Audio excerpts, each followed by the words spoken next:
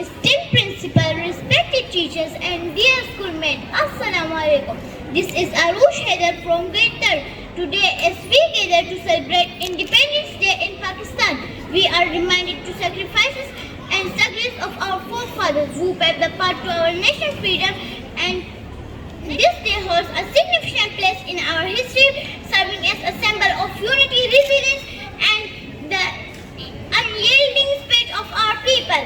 Independence Day is a moment for us to reflect the values that our nation was built upon: equality, justice and self-determination.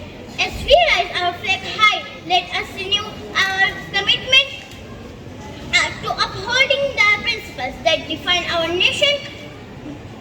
Let us work together to overcome challenges, promote harmony and ensure a prosperous future for our coming generation. May this day serve us as a reminder that our unity